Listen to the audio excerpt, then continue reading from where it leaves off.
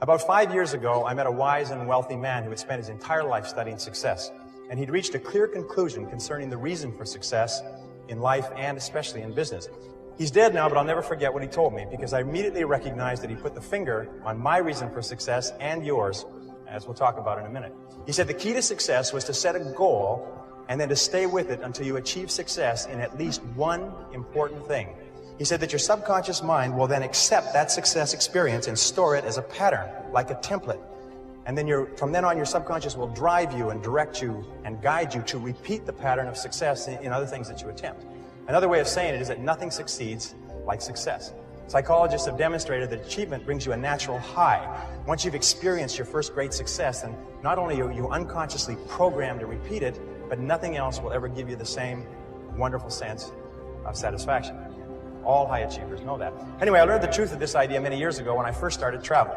I spent 8 years traveling around the world. And in many ways, a trip or a journey is a metaphor for life. My first big trip was that, and much, much more. It had such an enormous impact on me that I've never really gotten over it. My whole life has been different as a result of what I call the Sahara crossing. Let me tell you about it. When I was 18, 3 friends and I decided we'd go off and see the world. We were well out of high school, and we were laboring in sawmills on the West Coast. This is in 1963, and a lot of our friends were heading for Europe to travel around with backpacks. So we decided to do something different. Nobody else was going to Africa, so we decided we'd go to Africa.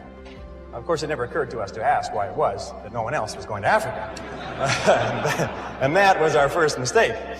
After working and saving for a year, the 4 of us piled into an old 1946 Chevy and drove out of Vancouver, bound for Montreal, via Toronto. Actually, we just passed a couple of blocks from here on our way on that trip.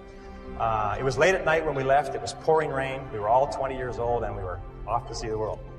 Anyway, I learned later that almost every great venture begins with an act of faith, like driving into the dark, into the unknown. In a way, nature protects us by shielding us from knowledge of the difficulties and obstacles that lie ahead. Because if we really knew all the problems we would face, the setbacks, the suffering, the temporary failure, and the disappointments, many of us would hesitate about ever even starting out at all. And our plan was to drive across country to Montreal, get jobs on ships to work our way across the Atlantic, and then head south across Europe to Africa. Pretty basic plan. However, as it happened in Montreal, one of the guys decided to give up and go home, and so he left us. Well, that left 3. The other 2, after one day, still remember that, after one day of looking for work on the waterfront, decided to quit. Decided to quit trying and to spend their limited savings to pay their way across the Atlantic, rather than to work their way. I tried to talk them out of it. I told them that quitting is a habit. If you quit the first time you run into difficulties, you'll always quit when the going gets rough. You will, in effect, establish a pattern for failure rather than a pattern for success. But their minds were made up, so we split our savings and they took passage on a ship to England. I worked on a construction site in Montreal, hauling heavy things for the entire winter, and then I got a job on a Norwegian freighter out of Halifax in late February and arrived in England in mid-April. As I had predicted, my friends had quit and stayed in England working at odd jobs. However, we soon made up, good buddies again. Once more, we headed for Africa. At this time, all we had was an 8.5 by 11-inch page about this size that had Europe and Africa all on the same map, on the same page. And it seemed to be a very simple thing to go from London, which was up here, to Johannesburg, which was down here. And it was just one page. And I mean, we sort of drew a straight line, and we thought, well, oh yes, there was a little orange part right across sort of a band right through the middle there called the Sahara Desert. Well, we thought, well, we'd just whip over that and get down to the green part on the map. There's no problem. I'm without a word of a lie, this is true. We didn't stop to think that the total distance was about 8,000 miles. See, we were big picture people. We didn't let ourselves get bogged down with details. We were young and we hadn't learned that it's the details that get you every single time. So we took a train down to London, and there we bought bicycles. See, we'd never heard of anyone riding from London to Johannesburg on bicycles, so we decided that we would do it first and become famous. That was another mistake.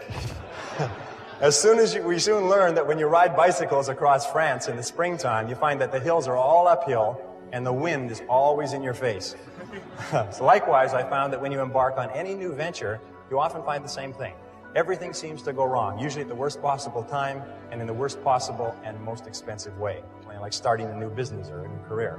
Anyway, after 2 weeks of grinding along on bicycles, uphill the whole way, which seems like a geographical impossibility, but it's true.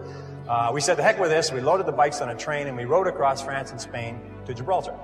There we sold the bicycles and bought a Land Rover with our last dollar. So now we had a little problem. We were out of money.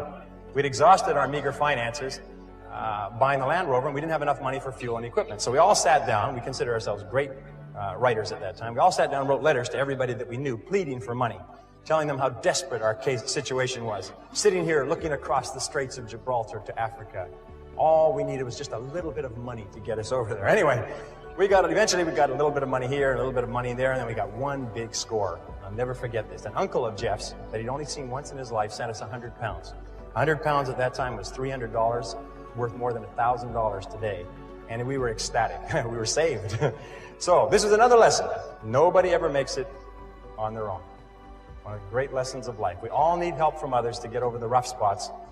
Well, with the additional money, we loaded up with food and supplies. We took the ferry over to Tangiers in Morocco, and then we headed out of Tangiers toward the Atlas Mountains and the Sahara, full of excitement, singing as we drove down the road. 20 miles out, the radiator blew up. The radiator was just the beginning. Over the next 10 days, the steering rods bent and threw the front wheels out of alignment, so the tires blew one by one. When we got a flat tire, and we got lots of flat tires, we had to sit by the side of the road patiently, sometimes for hours, until somebody came along with the proper tools to help us change the tire. But we pressed on anyway. As we drove deeper into Morocco and over the Atlas Mountains and onto the Sahara Escarpment, we entered into a world that had changed very little in 1,000 years. There were long, long stretches of barren country roads and an occasional oasis surrounded by primitive farms, which was irrigated from wells and underground rivers. And that began an experience that I still remember quite clearly, and I think you'll be able to relate to this. By this time, I was speaking French fairly well. We could converse with the natives in the occasional small towns that we passed through.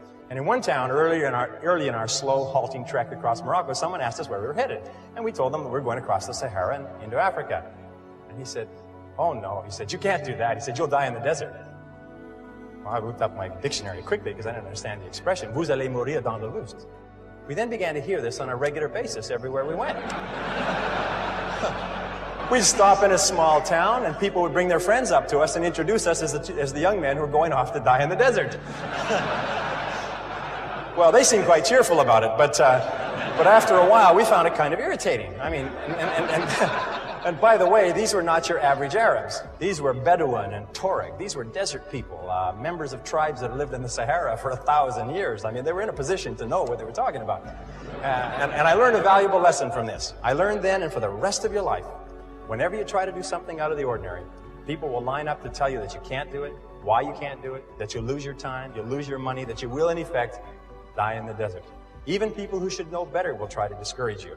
To achieve anything greater worthwhile, you must train yourself to rise above these people, ignoring them and pressing on toward your goal regardless.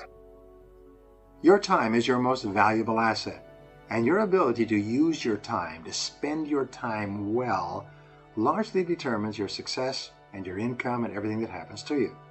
And this brings us to what we call the law of forced efficiency.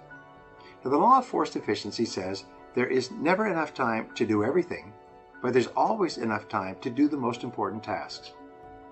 When you start to get under the gun, you have tremendous pressure. You have to have a job or task or project complete by a certain time. It's amazing how efficient you become. You become forced to be efficient. So the key in using the law of forced efficiency is to get really efficient before you run out of time. And the way you do it is you ask a couple of questions. One of the questions you ask is, what are my most valuable tasks? What are my most important tasks? What are the things that you do each day that are more important than anything else? Another question you can ask is, why am I on the payroll? What results have you been hired to accomplish? Of all the results that you can accomplish, what are the most important results that you could accomplish today? It's amazing. If you ask entrepreneurs, how important are sales to your business? You know what they'll say? Oh, they're very important. Then if you follow entrepreneurs around for any period of time, one study showed that the average entrepreneur spends 11% of his time on sales and marketing. And the other 89% of the time is spent just doing busy work. And of course, once you start to do busy work, the busy work it increases and increases almost like rabbits multiply. A third question you can ask for the law of forced efficiency is, what can I and only I do that, if done well, will make a real difference? Every hour there's an answer to this question for you. What can you and only you do that, if done well, will make a real difference? This means that if you don't do it, nobody else will do it. But if you do it and you do it well, it can make a difference to your life and to your business. And the final question for forced efficiency is this: what is the most valuable use of my time right now? This is the greatest of all questions in time management. And all the books and tapes and courses and time management systems all come down to the answer to this question: what is the most valuable use of your time right now? Whatever your answer to that question is, minute by minute and hour by hour, be sure that you're working on that and not something else. And you become one of the most efficient people in your business.